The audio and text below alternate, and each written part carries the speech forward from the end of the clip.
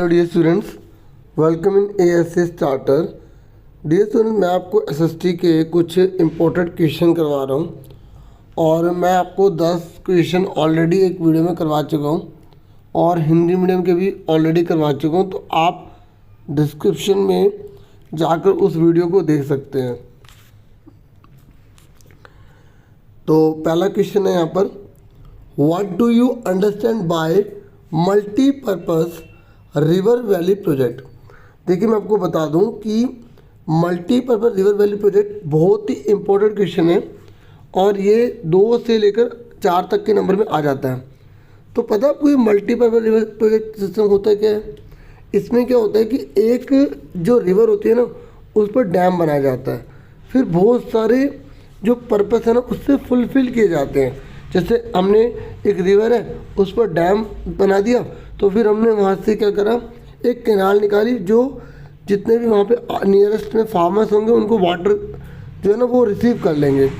ऐसे ही हम फिश जो है उनको उसमें डैम में प्रोड्यूस करके जो अर्निंग कर सकते हैं और इससे फॉरेन करेंसी भी हमको ईजिली जो है वो गेट हो जाती है, क्योंकि फॉरेनर्स आएंगे से देखेंगे तो हमें फॉरेन करेंसी भी मिलेगी।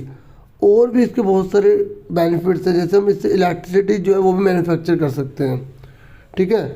तो और डेली नीड्स की जो हमें ज़रूरत होती है ना वाटर की, तो अगर हम डैम बनाएंगे तो वो हर वक्त वाटर अवेलेबल रहेगा, तो वो भी हमें फुलफ़िल जो है ना ये करता है। और जो इंडस्ट्रीज होते हैं उनको जो वाटर की रिक्वायरमेंट होती है उनके लिए भी बहुत ज़्यादा बेनिफिशियल होता है। तो हालांकि छोटा है, मैं आपको और एक्सप्लेन इसलिए कर रहा हूँ क्योंकि अगर लॉन्ग क्वेश्चन में आएगा तो बता दोगे। तो making dams on reverse and fulfilling it's water for various purposes is called multipurpose river valley project. समझ में आ गया कि जब हम एक रिवर पर ना एक डैम बनाते हैं जिसमें बहुत सारे उद्देश्यों को पूरा करते हैं, उसे मल्टीपर्पज़ रिवर वैली प्रोजेक्ट कहते हैं। फिर नेक्स्ट है, what is rain water harvesting. ये कह रहे हैं कि जो रेन वाटर हार्वेस्टिंग है ना, ये क्या होता है। आप सब जानते हो कि जो जब हम रेन की वाटर को कलेक्ट करते हैं ना, तो उसी को ही हम रेन वाटर हार्वेस्टिंग कहते हैं। जैसे वेल्स में, पिट्स में, गड्ढों में या छत में अगर हम उसको क्या करते हैं, इकट्ठा करते हैं, कलेक्ट करते हैं डेली यूज़ के लिए, डेली लाइफ के लिए, तो वो क्या कहलाता है बच्चों, रेन वाटर हार्वेस्टिंग, मतलब पानी को बचाना, बारिश के पानी को, ठीक है। नेक्स्ट है, what are the main sources of irrigation in India.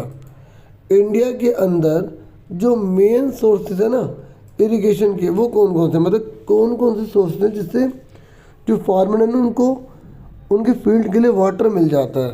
तो कौन कौन से हैं, कैनाल्स हैं, नहरें हैं, ठीक है, कुएँ हैं, ट्यूबवेल्स हैं और तालाब हैं। इस तरीके से बहुत सारे हैं।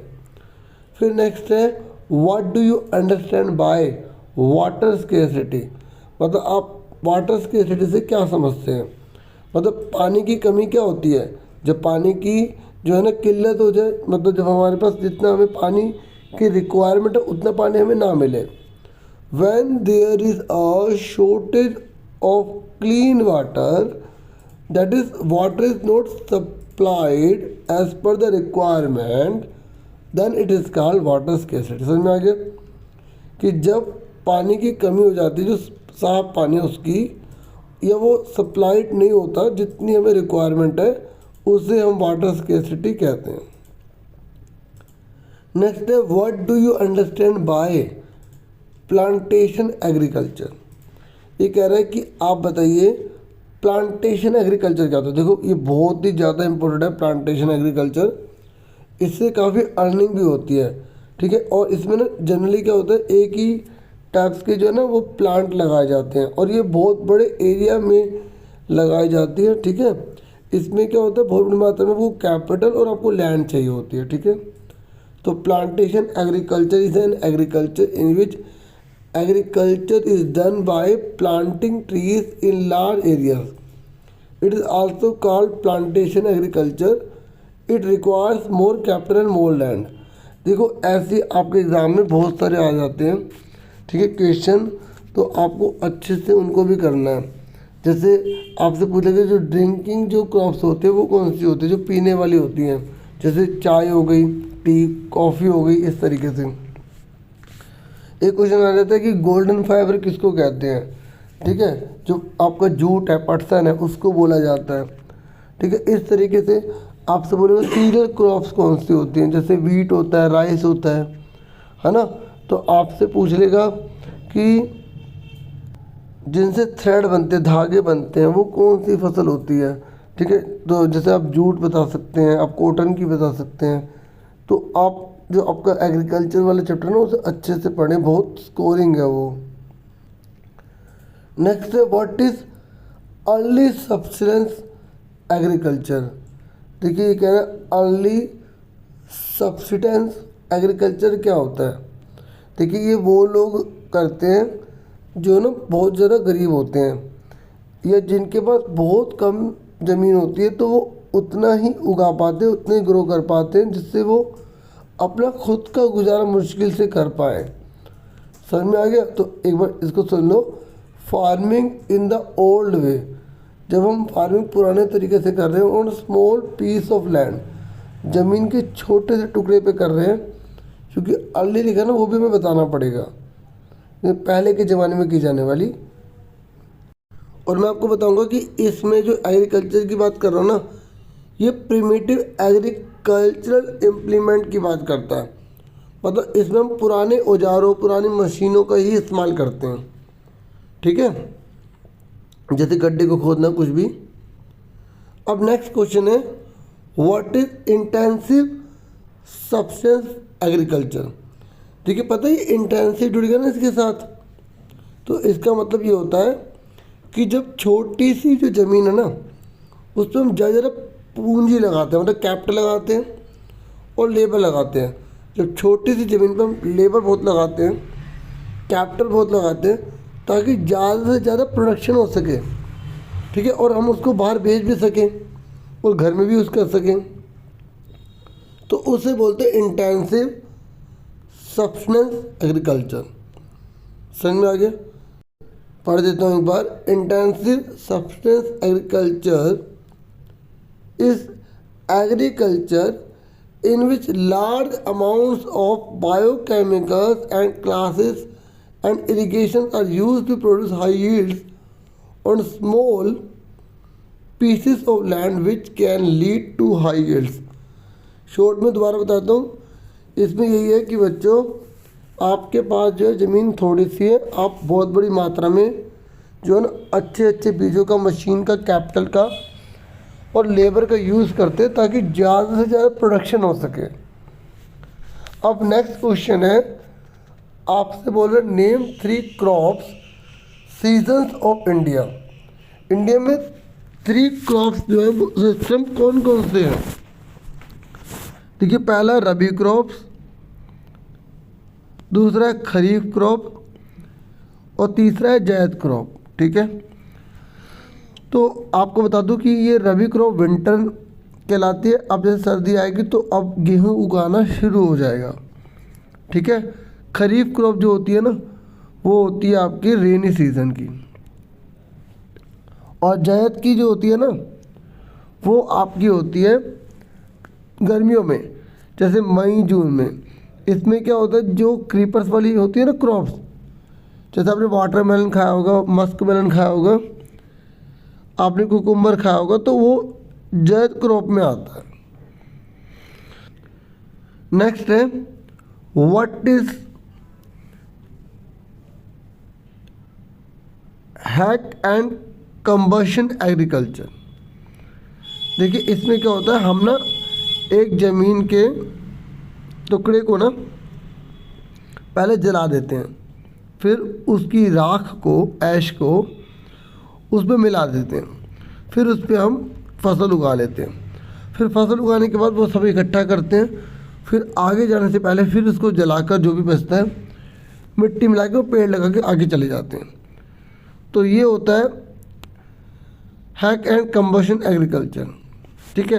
तो एक बार पढ़ देते सुनो। Sharing and combustion agriculture is an agriculture in which the land is cleared for cultivation. Land को पहले साफ किया जाता है खेती बाड़ी करने के लिए, एंड क्रॉप्स और ग्रोन, फसल उगाई जाती है on it for a few years, कुछ सालों के लिए, then there is a fire, फिर इसमें आग लगा दी जाती है, and move to a new place, और फिर नई जगह पर चले जाते हैं। आप शॉर्ट में बता सकते हैं। नेक्स्ट है give two examples each of rabi and kharif crop. आपको रबी और खरीफ क्रॉप के एग्जाम्पल देने हैं। जैसे रबी क्रॉप्स में वीट्स, ग्राम, मस्टर्ड आता है और ये विंटर वाली होती है। खरीफ क्रॉप में राइस, मेज, कॉटन आता है, ठीक है, ये रेनी वाली होती हैं। ओके, अब नेक्स्ट क्वेश्चन है mention the condition necessary for the cultivation of rice. ये कह रहे चावल को उगाने के लिए कौन कौन सी परिस्थितियाँ चाहिए। देखो, एक क्वेश्चन गारंटेड ऐसा जरूर आएगा। जैसे यहाँ मैंने चावल का बता रहा हूँ ना, आपसे वीट का पूछ सकता है, आपसे तंबाकू का पूछ सकता है, ठीक है, आपसे रबड़ का पूछ सकता है। तो ये याद रखना, कोई भी अगर आ जाए ना, एक बार बताओ भारत में या दिल्ली में या इंडिया में क्या 40 या जो डिग्री टेम्परेचर हो जाता है तो फसल की हालत कितनी ख़राब हो जाती है, जल नहीं जाती। तो आप खुद सोचो, कोई भी फसल अगर उगानी है तो वहाँ 40 डिग्री तक टेम्परेचर चलेगा नहीं ना, 50 पे तो पूरी जल के राख हो जाएगी। इसलिए किसी भी क्वेश्चन में अगर आपसे पूछता है कल्टीवेशन ऑफ राइस या किसी की भी कंडीशन पूछता है, तो जब आप टेम्परेचर लिखेंगे तो अप्रोक्सीमेट 20 से 25 लिख देना। सुन रहे हैं? और अगर आपको वाटर लिखना हो 2 पॉइंट्स में लिखना, ठीक है, यहाँ तो पैराग्राफ में दिखा रहा हूँ, पॉइंट्स में लिख देना कि रेनफॉल अबाउट 100 सेंटीमीटर के आसपास लिख देना। कोई और क्वेश्चन भी आता है तो बाकी अगर आपने बुक में पढ़ रखे हैं एग्जैक्ट तो पढ़ लें, बहुत बढ़िया है। मतलब कभी कोई ऐसा रहता है जो ना पढ़ा हो तो थोड़ा कॉमन सेंस यूज़ करके भी उसका आंसर लिख देना। फिर तीसरे नंबर पर एरिया लिख देना, वो किस किस जगह पर वो उगता है। चौथे पॉइंट में उसकी कोई खास बात लिख देना, उसके कोई टाइप होते हो या कुछ और होता हो, ठीक है, ये कितना समय लेती है वगैरह वगैरह। और जैसे वो रबी की या खरीफ की, इस तरीके से। अब नेक्स्ट क्वेश्चन है state the advantages of multipurpose river project. तो अभी मैं इसके बारे में ऑलरेडी बता चुका हूँ कि मल्टीपर्पज़ जो रिवर प्रोजेक्ट है उसके क्या फ़ायदे हैं। तो आप बता सकते हैं benefit such as water for irrigation, खेती के लिए पानी मिलेगा, पावर जनरेशन, बिजली बना सकते हैं, फ्लड कंट्रोल, बाढ़ को कंट्रोल करता है, फिश ब्रीडिंग यानी कि मछली को पालने के लिए, उसको पैदा करने के लिए, इनलैंड शिपिंग मतलब नहर से ही एक जगह से दूसरी जगह आने जाने के लिए, ठीक है, और availability of water for domestic, घर के प्रयोग के लिए, इंडस्ट्री के प्रयोग के लिए, ठीक है, पॉइंट्स में लिखना। नेक्स्ट है what is a crop circle. Crop circle कैसे कहते हैं? देखो, पता है क्या होता है बच्चों, ये बहुत ही ज़्यादा बेनिफिट होता है फार्मर्स के लिए। इसमें क्या होता है कि जो फार्मर्स होते हैं ना, वो पहले एक क्रॉप को ग्रो कर लेते हैं, फिर वो हट जाती तो दूसरी क्रॉप को ग्रो कर लेते हैं, फिर ऐसे हटाने के बाद फिर वो कोई और क्रॉप करते हैं।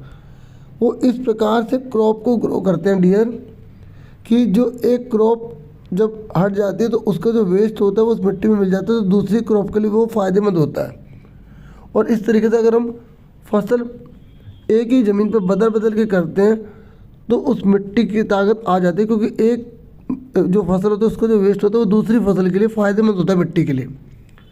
तो हमें ये देखना पड़ेगा कि कौन सी फसल में लगानी चाहिए। जैसे अब बहुत सारे जो किसान हैं वो अपनी मिट्टी में शलजम को उगाते हैं, तो इससे उस मिट्टी की ताकत बहुत बढ़ जाती है, ठीक है। In order to increase the productivity, main काम क्या प्रोडक्टिविटी। अच्छा बच्चों, पता है आपको प्रोडक्टिविटी क्या होती है? मैं आपको समझाता हूँ। जैसे ये ज़मीन है, इस ज़मीन पे 40 क्विंटल उगता था, कितना? 40 क्विंटल। अब आप बार बार फसल को बदले जा रहे हैं तो वहीं उसी में इतना भर भर के निकलने लग गया कि वहाँ पे आपका 100 क्विंटल हो गया। तो उसे बोलते उतनी ज़मीन पर जब प्रोडक्शन बढ़ जाता है ना, उसे प्रोडक्टिविटी कहते हैं। समझ में आ गया? तो and to maintain the fertility of the land, और मिट्टी की फर्टिलिटी, उपजाऊ क्षमता बनी रहे इसलिए और अलग अलग फसल उगाई जाती है उस पीस ऑफ लैंड पर, उसी को बोलते हैं क्रॉप रोटेशन। नेक्स्ट क्वेश्चन है dear students, state 2 main features of Indian agriculture. देखिए ये पूछ रहे हैं कि जो इंडियन एग्रीकल्चर है ना उसकी मेन फीचर क्या है। तो आप देखो इंडिया का जो आज भी एग्रीकल्चर है ना वो बहुत ज़्यादा जो है पिछड़ा हुआ है, मतलब बैकवर्ड है। ठीक है, क्यों बैकवर्ड है? क्योंकि आज भी हमारे फार्मर्स के पास स्मॉल पीस ऑफ लैंड है। ठीक है, और वो केवल उतना ही उगा पाते हैं जिससे उनका गुजारा हो पाए। और बहुत सारे जो फार्मर्स आज भी मॉनसून पे डिपेंड है, मतलब रेन हो गई तो बारिश अच्छी हो जाएगी, रेन नहीं हुई तो बारिश नहीं हो पाएगी। और आज भी एनिमल जो हैं वो इम्पोर्टेंट रोल प्ले कर रहे हैं एग्रीकल्चरल एक्टिविटीज़ में। मतलब आज भी हमारे देश के किसानों के पास मॉडर्न टेक्नोलॉजी नहीं है। समझ में आ गया आपको? बाकी वैसे पढ़ लेना एक बार। 25 है, what do you understand by soil erosion.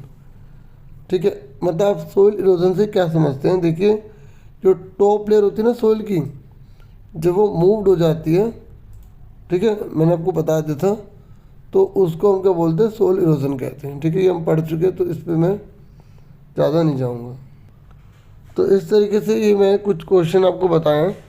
मैं कोशिश करूँगा आपके लिए और भी क्वेश्चन लाने के लिए। आप वीडियो को लाइक, चैनल को सब्सक्राइब कर सकते हैं और आप चाहें तो सपोर्ट के लिए ज्वाइन भी कर सकते हैं। Thank you for watching and listening carefully. Take care yourself dear students.